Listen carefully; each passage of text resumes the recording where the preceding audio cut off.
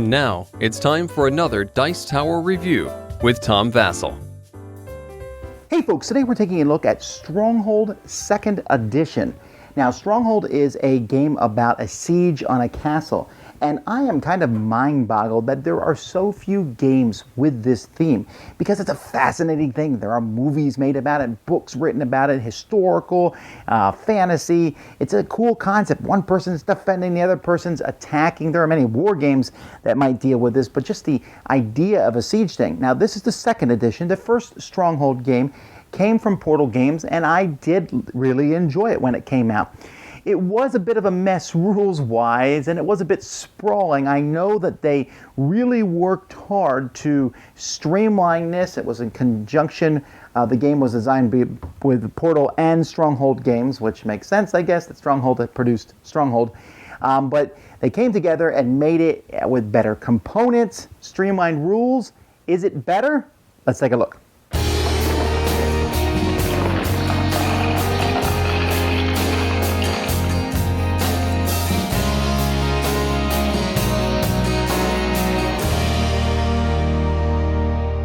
As you can see, the board here is a big, massive, sprawling affair, and it's really beautiful. In fact, these defender buildings, which you use in every game, are placed on top of the artwork. That kind of bugs me a little bit because they look so nice, but you could actually keep them off the board if you wanted to.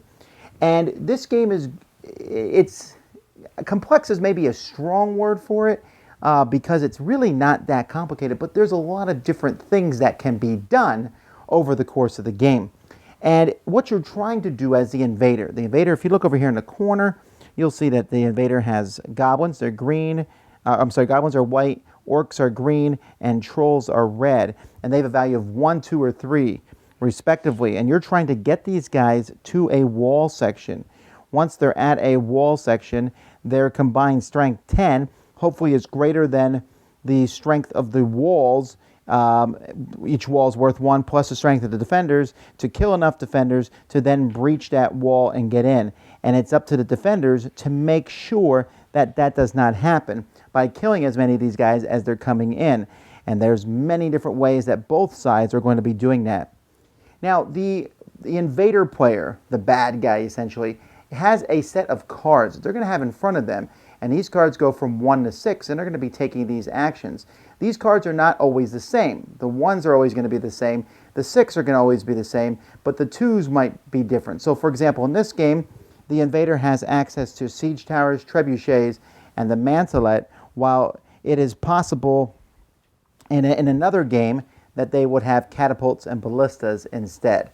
So they're switching out for any of these two. So you're never quite sure what you're going to have. You just got to use it to make do with it. The defender is going to be responding to what the invader does. Many things that the invader does is going to give time to the defender. And the defender is going to get time units. They're going to use those time units to activate different buildings that they have on the board. So the invader will always start with this card, where they're going to draw 14 cubes from the bag.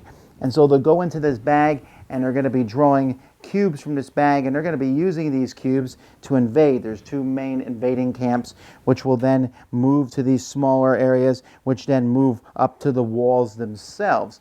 And so they're going to, they have to get them there without dying. But you can also spend these people as resources. They're also going to get wood, which is a resource used in this game to build many of the invaders' machines. The second card for number 1 then says, I can get more wood basically by spending some of the units that you just pulled, which you got to, think about, is that worth doing?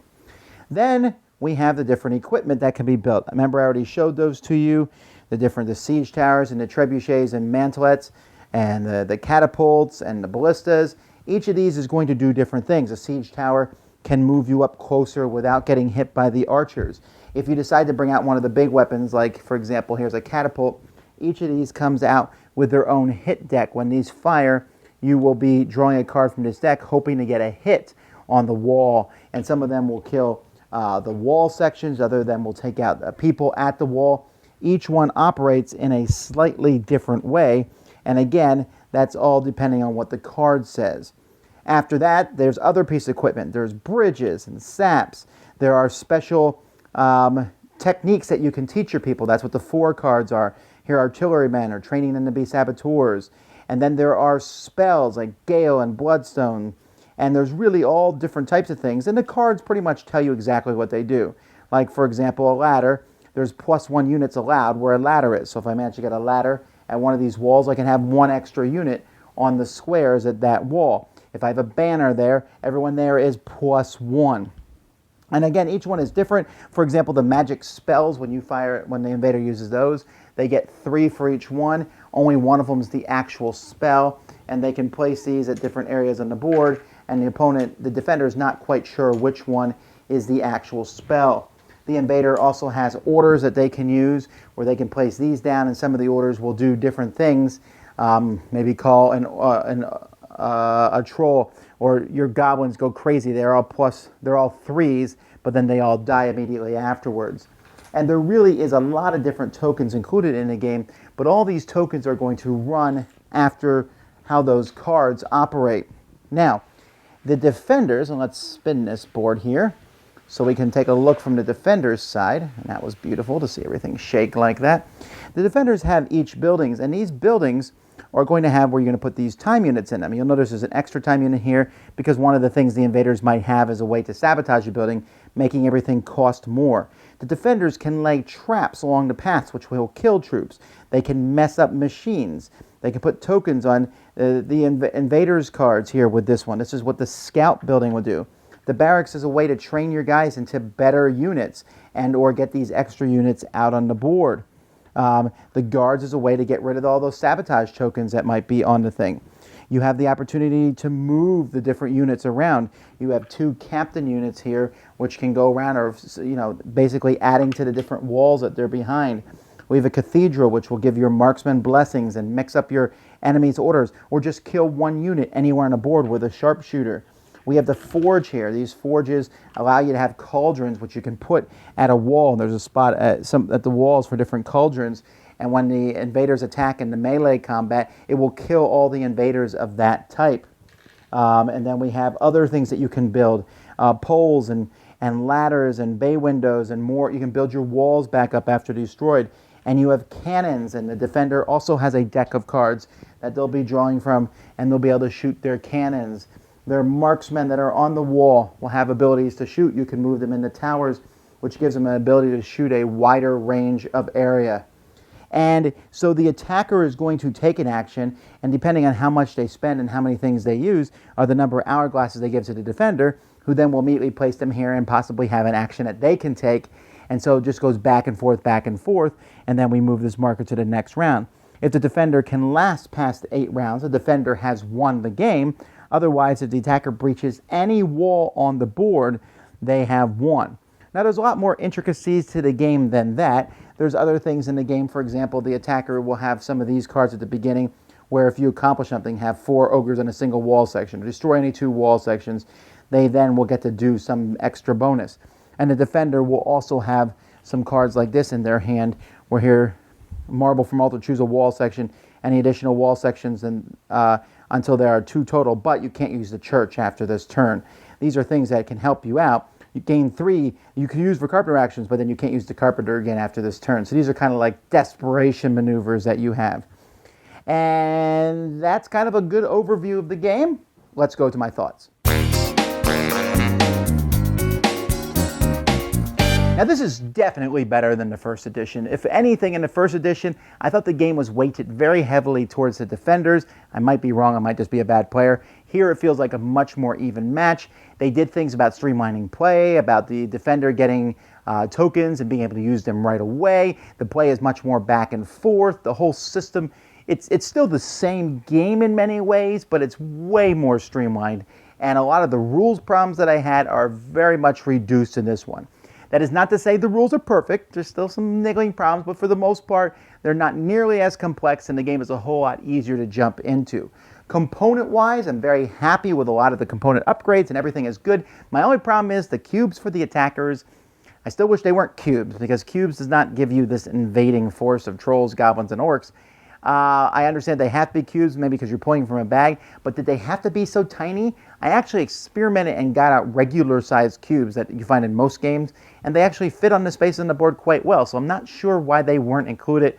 It would have just been much more. Those tiny ones are just kind of a pain, especially for people with fat fingers. I do really enjoy the game, though. I really feel like it's a nice ebb and flow. It's not too long. Both sides feel pressure. The invader's like, wow, I got all these options, but he can kill my guys so easily. He's shooting them with his archers. Like, I can't get guys to the wall to save my life, and I finally got some walls. Like, now he build it back up. The invader feels that way. The defender's like, I gotta defend here. I gotta defend over here. I gotta defend over here. I can't let one wall breach. Now, as the attacker, that's pretty critical to know, right? It's pretty. You got to remember, I only need to take down one wall, so you're really not trying to spread out and take over the whole castle. You need to feint for a couple spots and then go real hard for one or two places and take those out. But you got to keep that defender guessing. You got to be careful. They put traps on the board. What kind of traps are those? Who's going to die when I pass over those traps? What siege engines do you have? Do you have the siege towers? Great. Then let's utilize those to our best ability. You have catapults? Then blow those walls up. What can you do with the things that you have? And every game is going to be different. I really like that. Each game has different magical spells for the invaders. And honestly, I prefer playing the invaders over the defenders, not because I think that there's fewer options. I just think that the defenders have to be more reactive while the invaders play a more proactive position. And I kind of like that. It's like, all right, what am I going to do with these guys? And I got this many. I got to get some of them to the walls. And I have seen both sides win in this new version. And like I said, I really feel like there's a balance there. I feel like there's a lot of great moments, but there's really not a ton of luck in the game. There's no rolling dice. It's just kind of outmaneuvering the other person. Okay, I'm going to move here. I'm going to do this. The only really luck comes from turning those cards over when you're shooting at the other teams. And there's a lot of luck in that regard, as to shoot the catapults. But as time goes by, you're going to hone those catapult decks, because it makes life. If you miss the first couple times, you're eventually going to figure out where that wall is and adjust your catapult accordingly. And so the defender has to outthink the attacker, but it's not a game set in stone because those cards change. And also there's those secret cards, which aren't game-changing per se, but they add a little bit of flavor to it. The game is still kind of abstract to the point where, let's say you hate fantasy, which is possible, right? You don't like fantasy. You'd rather play a historical game. You could do that here and just call the units other things, because the fantasy is not that steeped, with the exception of the magical spells, but you could even call them something else, I think. And I wouldn't mind it if they had made just a straight up, medieval Stronghold type thing, although I don't know that the game is popular enough to warrant that.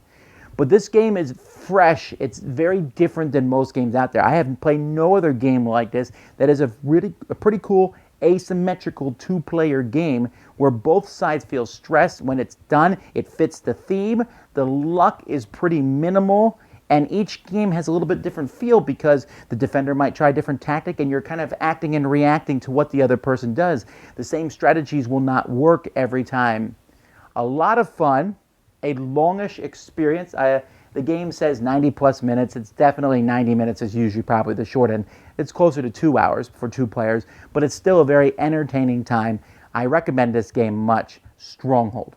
Dice Tower Judgment, excellent! Thanks so much for watching the Dice Tower videos. Find more great videos and reviews, as well as our top-rated audio podcast at Dicetower.com. You can also find other great shows at Dicetowernetwork.com. I'm Eric Summerer, and you've been watching The Dice Tower. The Dice Tower is sponsored by Cool Stuff Inc., where you can find great games for great prices. Cool stuff in stock. Check them out at CoolStuffInc.com.